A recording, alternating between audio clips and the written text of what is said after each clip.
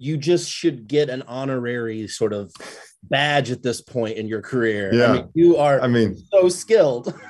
Yes. I don't know if I'm really an FBI agent or if I'm an actor. It's become blurry at this point.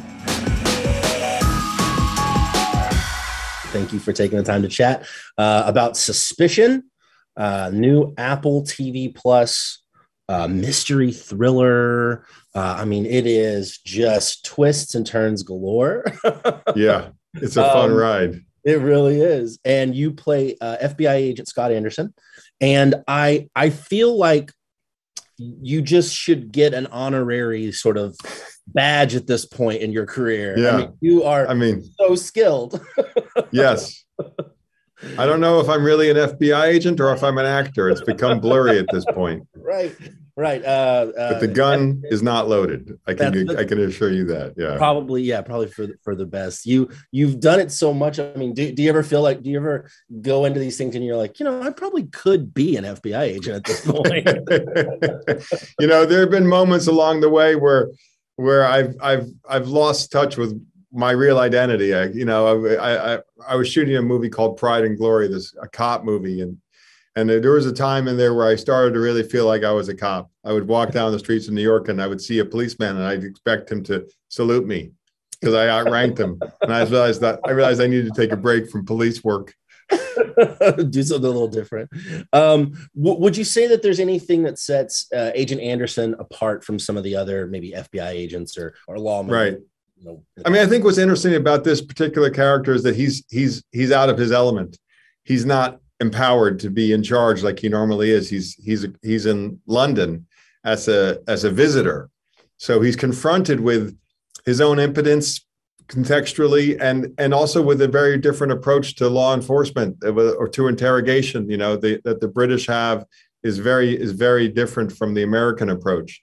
So his sort of frustration and learning curve is an interesting thing to find someone at that point in their career, very well established, very autonomous, but all of a sudden sort of somehow neutered. I thought that was an interesting dynamic for the character. Yeah, I mean, the way that your interactions are, I mean, with the cast, I mean, it's very fun to watch, but it's also like interesting and intriguing to see how it all pans out. It's an unusual relationship that he has with the suspects. Yeah, because he's not. First of all, they're all foreign to him, and he's on their turf, not his turf. So it's an off balance position for an interrogator to be in. It is. It's very interesting. And I know that you did film some in London and New York. You're a native New Yorker. Does a role filming in New York ever play into your decision to take it? Or you're like, yes, it's always my first choice. New York is my first choice, always. Although this, we shot predominantly in the UK here. I only worked about a week in New York on this, and the other 2 years was in London.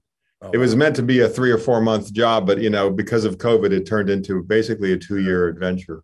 Yeah, I can imagine. Yeah. Gosh, yeah, I bet that had a big impact on filming. So last thing I want to ask you is Suspicion is going to be a show that rolls out over. It's going to be episodic. It's going to roll it out over weeks, and we kind of live in this culture now where a lot of things are binged.